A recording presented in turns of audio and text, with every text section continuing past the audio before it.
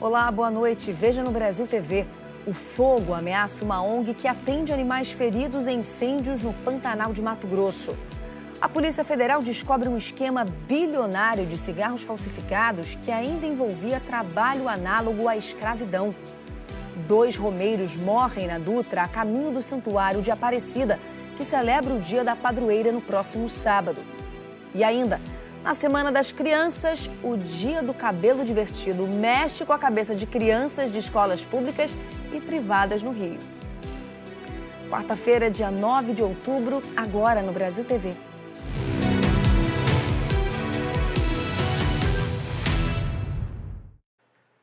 Animais feridos em incêndios que estão se recuperando numa ONG no Pantanal de Mato Grosso estão sendo retirados de lá. É que as chamas de um grande incêndio ameaçam atingir o local. Um incêndio de 30 quilômetros de extensão segue no Parque Encontro das Águas, no Pantanal, aqui em Mato Grosso, em direção à estrada Parque Transpantaneira. O fogo ameaça, inclusive, a base de atendimento da ONG Ampara Pantanal, montada para atender animais vítimas de queimadas. Por causa do risco, há 2 dias, os veterinários e voluntários começaram a retirar os bichos de lá, por recomendação do Comando da Fauna do ICMBio.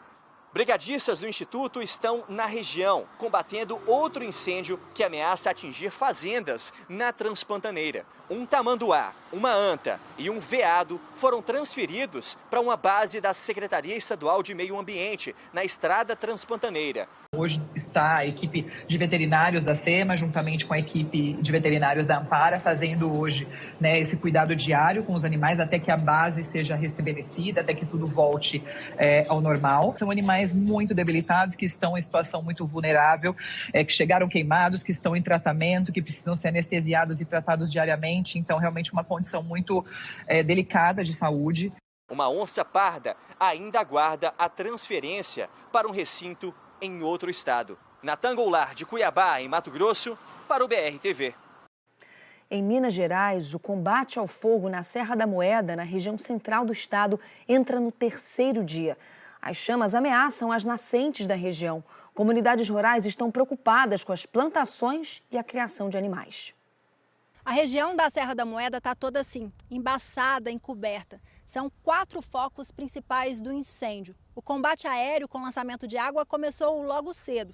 E aqui nesta mineradora foi montada uma base de apoio para a operação que já chega ao 3º dia. Na segunda-feira eram cerca de 10 combatentes, entre bombeiros e brigadistas, inclusive voluntários. Hoje já são mais de 30. O que também aumenta por aqui é a fumaça, que tem trazido muitos transtornos aos moradores. E além desse incômodo, uma preocupação é que essa região abriga dezenas de nascentes e o fogo já está bem perto de várias minas d'água. Raquel Freitas para o Brasil TV. Além do fogo, a seca provoca outras consequências. Em São Paulo, só um dos reservatórios que abastece a região metropolitana opera com nível de água acima da metade. No Guarapiranga, um dos principais da Grande São Paulo, até mesmo o trabalho de fiscalização da Guarda Civil Metropolitana foi prejudicado. Mesmo quem já viu de tudo por aqui está assustado. Nós que estamos aqui no cotidiano, diariamente, estamos vendo que, infelizmente, a represa, o nível está bem baixo, infelizmente, assim, acontece da gente ver esse tipo de cena, Os níveis dos reservatórios do estado de São Paulo são preocupações que se agravam a cada mês. E a situação climática, como a falta de chuva e o calor extremo, e até mesmo o desperdício de água, são considerados os principais causadores desse cenário. Estamos aqui no reservatório do Guarapiranga, zona sul de São Paulo. Todo esse ponto aqui, onde eu estou caminhando, deveria estar cheio de água. Nesse momento eu consigo avistar água bem longe daqui. E a nossa equipe do SP1 está embarcando agora com a Guarda Municipal, também com a Marinha. A subinspetora Ventura está aqui, eu e também a repórter cinematográfica Patrícia Santos. Vamos entender lá de dentro qual é essa situação. Os níveis das represas que abastecem a região metropolitana estão piores do que no mesmo dia do ano passado. Guarapiranga e Alto Tietê, 2 dos principais reservatórios, operam com menos da metade da capacidade. O total de volume de água armazenado está em quase 47%, bem menor do que os 68% do ano passado. No Guarapiranga, nosso barco só consegue chegar até este ponto. Para frente, há bancos de areia que impossibilitam a navegação. A Sabesp sinalizou com bandeiras vermelhas, o que significa o risco de acidentes. Nós vimos aqui em 2014 uma cena semelhante, né, de estar com um nível muito baixo. Os principais impactos é a fauna, né, a flora que é prejudicada aqui na nossa região, né. A água faz parte do nosso abastecimento da cidade, né, o meio líquido que nós nos abastecemos. Então, realmente essa questão dessa diminuição da quantidade de água na represa do Guarapiranga tem nos preocupado bastante. Nós chegamos até o ponto de captação de água, lá está a comporta e dá para ver que esses bancos de areia que se formaram acabam impedindo, inclusive, ou impactando muito essa captação da água. E lá nas paredes de contenção dá para ter ideia de até onde a água ia num tempo normal. E com tão pouca água assim, até mesmo o trabalho das equipes de fiscalização da Guarda Municipal está prejudicado. A gente consegue navegar no leito do rio, mas ainda assim a gente tem uma certa dificuldade na fiscalização das embarcações, né, na própria fiscalização dos perímetros ambientais, que é o principal objetivo da corporação, que é de preservar essa região, essa nossa bacia aqui. A Sabesp disse que não há desabastecimento no sistema, mas sim uma estiagem severa e que, por isso, o uso consciente da água é essencial. Policiais fazem uma operação no Rio Grande do Sul, no Rio de Janeiro e em São Paulo contra uma rede de lavagem de dinheiro ligada a facções criminosas. Segundo a investigação, mais de 770 milhões de reais foram movimentados nos últimos 5 anos. Olá a todos, 17 pessoas foram presas hoje em uma operação da FICO, a Força Integrada de Combate ao Crime Organizado no Rio Grande do Sul. Essa é uma força-tarefa entre a Polícia Federal, Polícia Rodoviária Federal, Polícia Civil, Brigada Militar e também a Polícia Penal, contra as principais facções criminosas do tráfico aqui no Rio Grande do Sul. Na operação de hoje, os policiais identificaram um grupo que recolhia dinheiro de pontos do tráfico de drogas, levava até uma central e depois fazia depósitos em contas de laranjas ou então para empresas que na prática só existiam no papel. A investigação aponta que ao longo dos últimos 5 anos, 770 milhões de reais foram lavados a partir dessa organização. E descobriram também que os criminosos lavavam dinheiro do Rio Grande do Sul e de outros estados. Hoje, em São Paulo, 4 pessoas que eram alvos da mesma investigação do Rio Grande do Sul foram presas numa outra ação da Polícia Federal. Entre elas, um contador. Agora, a Polícia Federal de São Paulo e a FICO do Rio Grande do Sul vão cruzar as informações para ter mais detalhes desse esquema. Vitor Rosa, para o Brasil TV. Uma operação em 3 estados e no Distrito Federal desarticulou uma quadrilha que vendia cigarros falsificados em todo o país. Segundo os investigadores, o esquema movimentou R$ 1,5 bilhão de reais. A operação conjunta da Polícia Federal, Receita Federal e do Ministério do Trabalho e Emprego mobilizou 150 policiais. 39 mandados de busca e apreensão foram cumpridos. A ação foi em Minas Gerais, Goiás, Pernambuco e no Distrito Federal, onde parte do material foi apreendida e levada para a Superintendência da PF.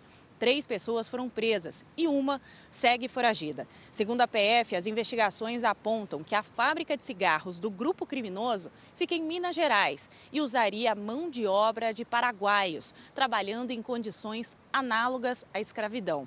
As investigações começaram depois de denúncias anônimas de venda de cigarros falsos nos municípios de Uberaba e Valparaíso de Goiás. Os policiais conseguiram amostras do material vendido. O produto passou por perícia e o laudo comprovou a falsificação.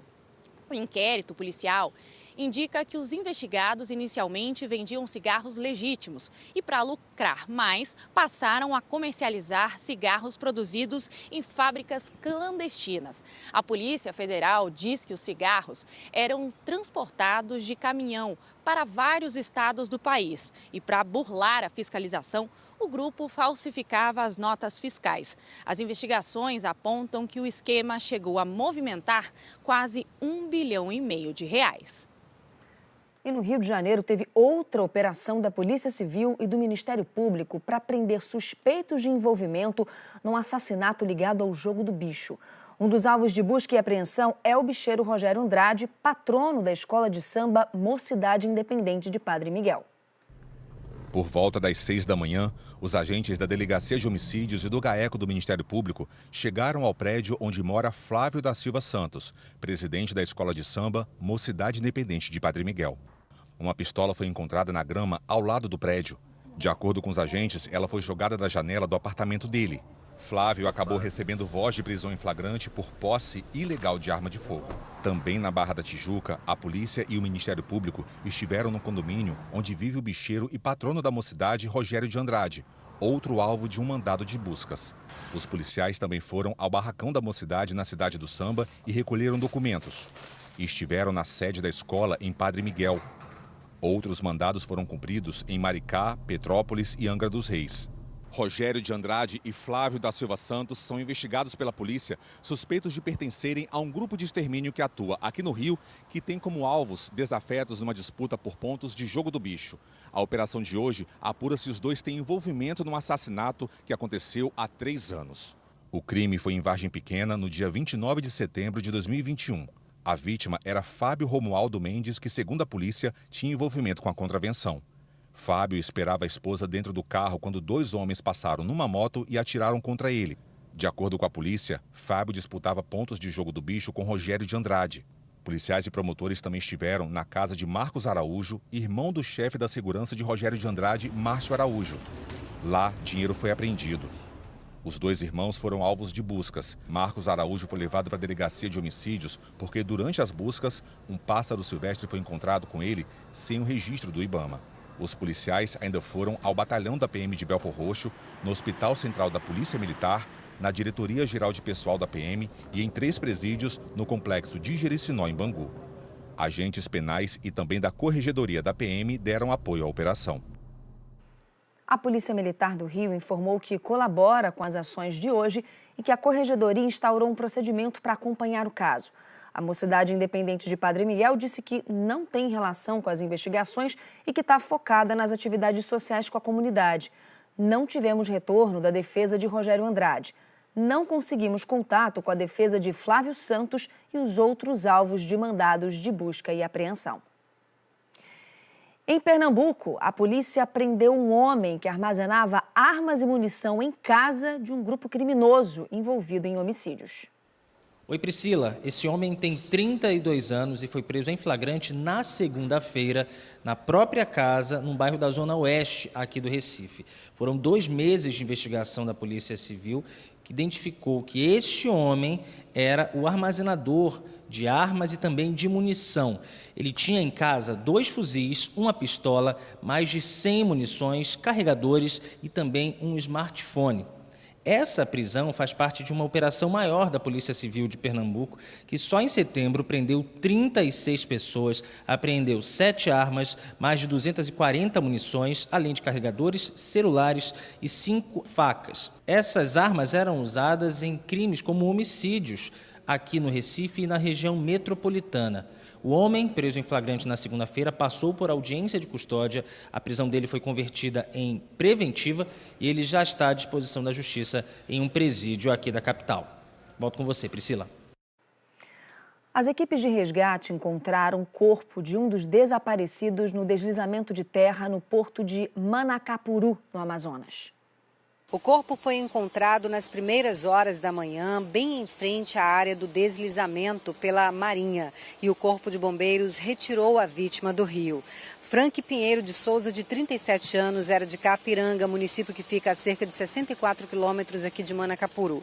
Segundo informações de parentes, ele veio para cá pelo rio em busca de mantimentos por causa das dificuldades que enfrentava por conta da seca. Agora, as buscas da Marinha e do Corpo de Bombeiros se concentram pela menina Letícia de Queiroz, de 6 anos de idade. Ela desapareceu na segunda-feira quando a casa flutuante em que ela morava foi arrastada para debaixo de uma balsa que estava na região do acidente.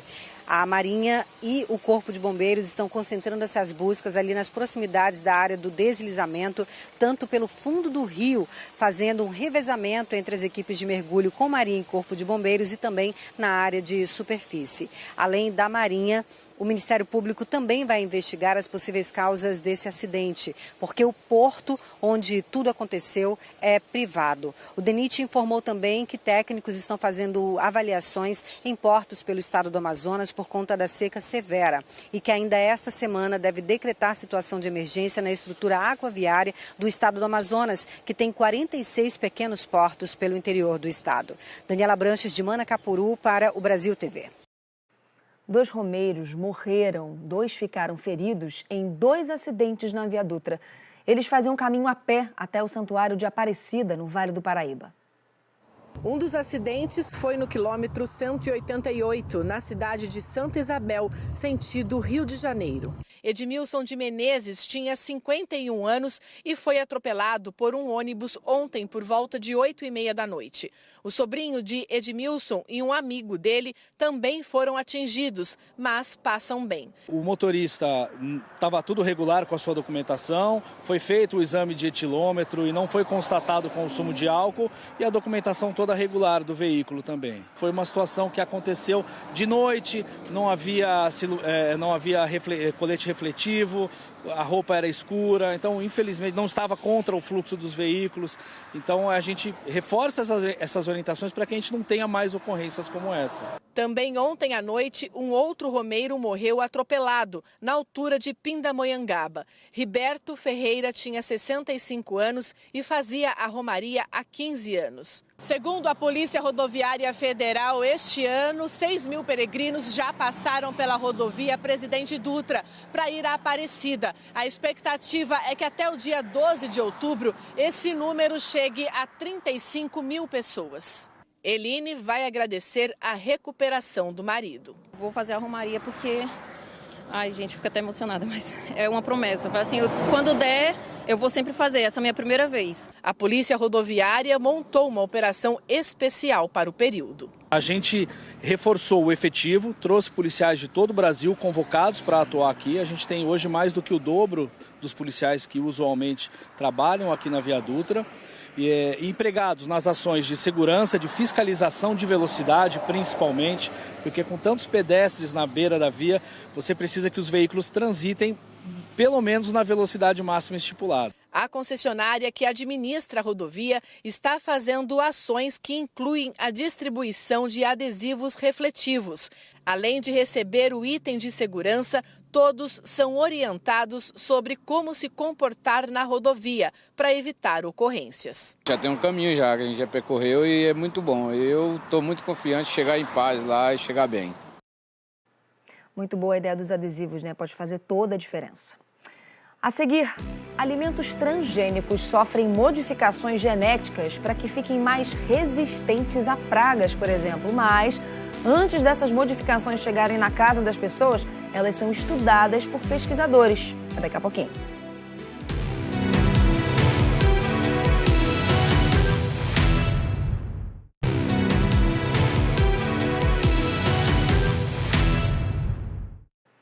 Brasil TV de volta falando de um lobo-guará que foi resgatado numa chácara no Paranoá, Distrito Federal, ontem à noite. Foi dentro de um condomínio, olha só, gente, uma moradora avisou a Polícia Ambiental porque ela estava preocupada que o lobo atacasse a criação de ovelha e os cachorros da chácara. A equipe ambiental resgatou o animal e o levou de volta para a natureza. Agora, você sabia que alguns dos alimentos que a gente consome no dia a dia passam por modificações genéticas? Isso é para fazer com que eles fiquem mais resistentes a pragas, quando falamos de frutas e verduras, por exemplo. Mas antes dessas modificações chegarem na casa das pessoas, elas são estudadas por pesquisadores. É para garantir que o alimento seja saudável e seguro para o consumo. É claro que todo mundo quer levar o melhor alimento. A maioria das coisas que eu procuro é pela textura e aparência. E a clientela quer mais que produto bonito. Que tá sadio, tá bom, entendeu? O preço é bem acessível. Mas a gente leva para casa mais do que vê nas frutas, verduras e legumes. Muitos alimentos que estão na rotina das refeições das pessoas têm algum tipo de modificação na genética, ou seja, na sua versão original. Quando plantas são modificadas, sejam elas frutas, verduras ou legumes, um dos possíveis resultados é fazer com que elas se tornem mais resistentes e produtivas. Com isso, os agricultores podem diminuir a quantidade de produtos químicos nas plantações, por exemplo. As pesquisas feitas em laboratório têm relação direta com o que comemos. Geneticamente modificado é o que os pesquisadores alteram a genética do próprio alimento. Transgênico é o que recebe material genético de outra planta. Uma possibilidade de você ter menos herbicida sendo aplicado a essa planta, então isso vem a parte econômica, né? A agricultura, hoje a gente sabe disso, e reflete também na saúde humana e ambiental principalmente, né? Então você tem menos tóxicos, produtos agroquímicos sendo pulverizados sobre aquela cultura, por exemplo. A doutora em Biologia Molecular e professora do Departamento de Genética da UFPE explica outros resultados das pesquisas. Por exemplo, alimentos com melhoria no valor nutricional, agregar valor àquele alimento, né? Então, por exemplo, nós temos alimentos como óleo de soja, né? Que ele tem uma maior proporção de um ácido oleico, que ele é semelhante ao abacate, por exemplo, né? E o azeite de oliva. Então, ele diminui colesterol, ele diminui aquele colesterol ruim e aumenta o bom, né? Então, isso é uma coisa maravilhosa. Já existe também feijão transgênico, mais resistente ao vírus mosaico dourado, que ataca a planta. Os pés não adoecem e não perdem produtividade. A professora diz que as técnicas usadas são seguras e acompanhadas pelos profissionais da CTN-Bio, a Comissão Técnica Nacional de Biossegurança. Eles emitem parecer, né, dizendo da possibilidade, porcentagem desse alimento ser ou não perigo para a alimentação ou pelo meio ambiente. Na Semana das Crianças, muitas escolas públicas e particulares do Rio organizam o Dia do Cabelo Divertido. É uma grande brincadeira que envolve pais e filhos para montar os looks mais criativos. E olha, tem novidade esse ano, hein? As mochilas malucas. Carro do ovo, pirulitos com sorvete, jardim, até varal colorido. Hoje é dia de soltar a criatividade em muitas escolas do Rio. É o dia do cabelo maluco. Nessa aqui, em São Cristóvão, a garotada caprichou. E de onde surgiu a inspiração? Para o cabelo de bolo e Halloween, que não tem muita coisa a ver, né, Ana Luz? Ou tem? Não tem. Mas tá bonito. Obrigada. E de onde saiu a inspiração? Não sei, saiu da cabeça da minha mãe. Eu achei lindo, não dá vontade de tirar, não. Os modelos a gente viu que estão de parabéns, mas nada seria possível sem um time de produção inspirado. As mães dos cabelos malucos. Eu utilizei uma escovinha e fui passando a tinta guache e fui fazendo a grama do cabelo e aí em seguida fui adesivando com as bolinhas de futebol. Aí virou um campo de futebol. O Benício gosta muito de videogame, então ele pediu tudo para fazer perante ao videogame. Como é que foi essa produção, Dayana? Porque foi uma super produção, né? E antes de você chegar, eu ainda estava fazendo o cabelo dela. É uma prática assim que envolve toda a família, envolve os pais, as crianças, fica todo mundo muito animado. Modelo quer se exibir, quer desfilar sua beleza. Por isso a gente preparou essa passarela para esse momento que é todo deles. Com vocês, os cabelos divertidos da Escola Municipal Edmundo Bittencourt.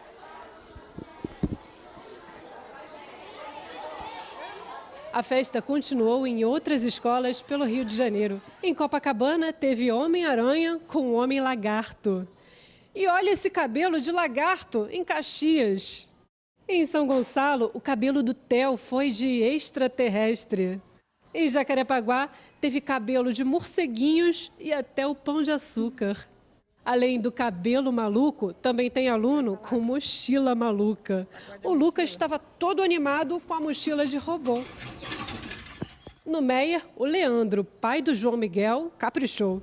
E a criança foi de foguete para a escola. Em Vista Alegre, a mochila de astronauta fez sucesso. Tanta criatividade que faz a festa dos pequenos e da escola toda. Os meus alunos adoram, eles entram no clima mesmo e eu vou junto. Eu adoro uma festa. Haja criatividade, né? E trabalho depois para limpar o cabelo da criançada. O Brasil TV fica por aqui. Outras notícias no Jornal Nacional às 8h30 da noite, hora de Brasília. Uma ótima noite para você e até amanhã. Tchau, tchau.